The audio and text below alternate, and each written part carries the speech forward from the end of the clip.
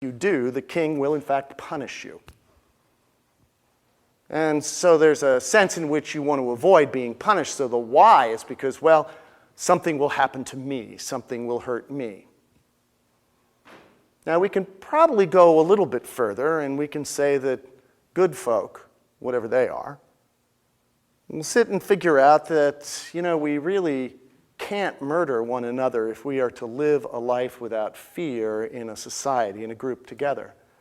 And in fact, we find that the more people group together, the more they came up with these laws and rules like don't murder. And so there is what we might call enlightened self-interest. We do not murder so that others won't murder us. We do not murder because we want to live in a society where we aren't afraid, where we can live and we can flourish. Just makes sense. That's why. Unless, of course, you have a despotic king, a king who doesn't create justice, so that you're living in a world where you don't get your share, in fact, you don't even get subsistence, well, then the question of killing, the question of murder begins to shift for you, and this self-interest, enlightened self-interest, that calculation goes a little bit differently, and you're in a position and you say, well, I think I want to murder. Your answer to the question why isn't good enough for me. So last week, Michael Dowd would then, as an ethical construct, lift this up just a little bit higher.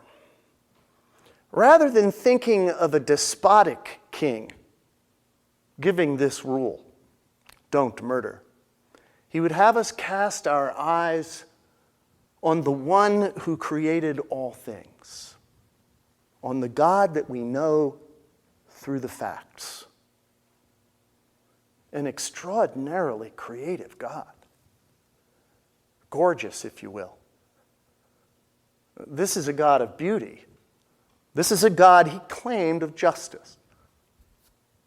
You know the facts. This God is on our side. Because creation is on our side, it moves us into a place of wholeness and beauty.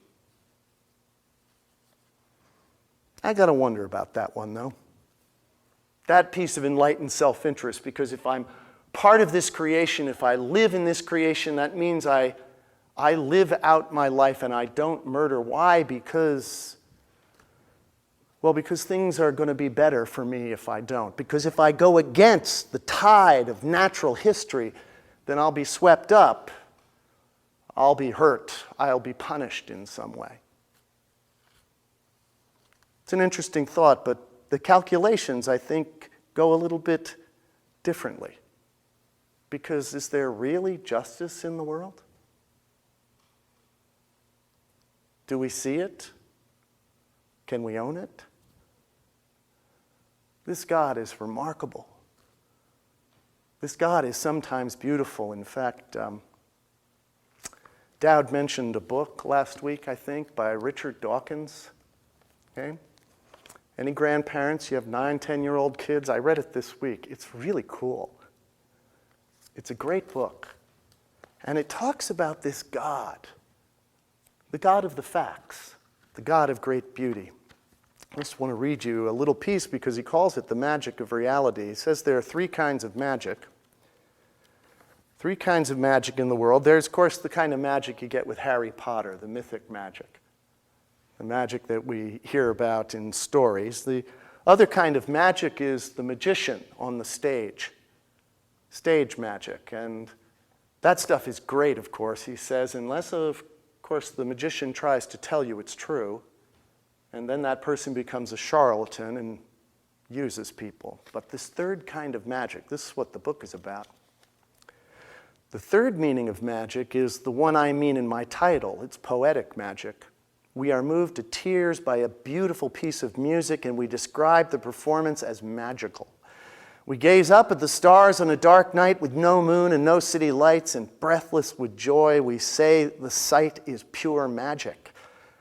We might use the same word to describe a gorgeous sunset or an alpine landscape or a rainbow against a dark sky. In this sense, magical simply means deeply moving, exhilarating, something that gives us goosebumps, something that makes us feel more fully alive.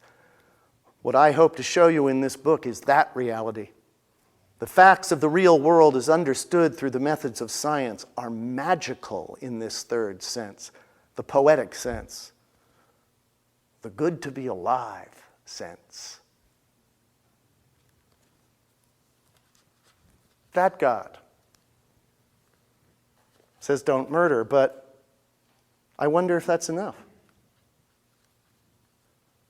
I mean, Hitler looked at the facts, basically the same facts we're looking at, and he concluded that murdering Jews was in fact a way to move creation forward. That was his conclusion. Enlightened self-interest became going ahead with the murder.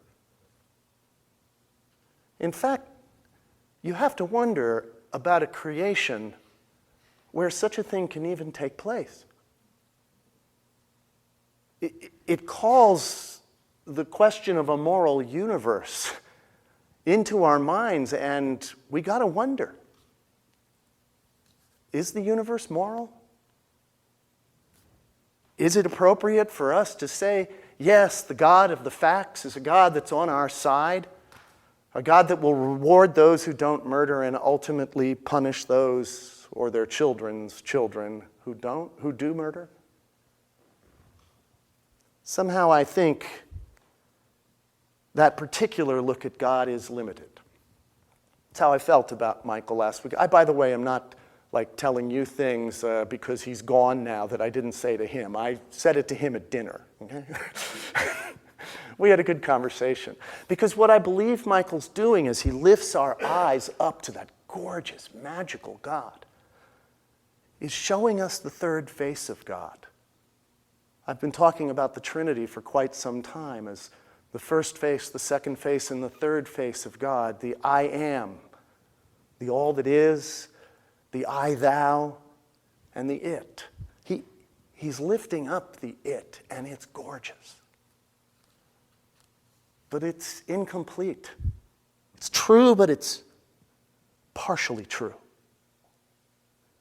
And the interesting thing to me is that most of those old law codes, all as far as I know, that have that do not murder in there, the do not murder always coming in that society as it draws together, well, it's just there in isolation. It's not attached to those other commandments we've been looking at. I am the Lord your God, who brought you out of the land of Egypt, out of the house of slavery. You shall have no other gods before me. You know what the rabbis say? The rabbis say these commandments were written on the 2 stone tablets, and so they imagine that in their mind's eye. How would they line up? I am Yahweh Elohim, the Lord your God. Do not murder. What God is doing in the story in Exodus is making a covenant with the people. God is drawing close to the people. It's as though that magic reaches out and establishes a relationship with you and with me. It fills us. It becomes us. Why shouldn't we murder? Because if we do, we are taking some of that magic away. We are killing the life of God in our neighbor. We are really hurting ourselves. Why not murder?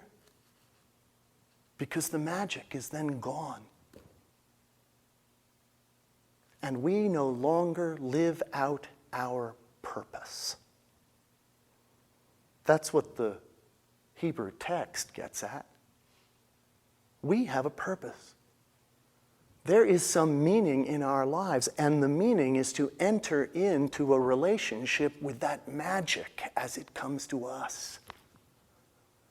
And when we murder, when we're angry, when we seek to tear one another down, we have lost the meaning of our lives, become hopeless and pointless.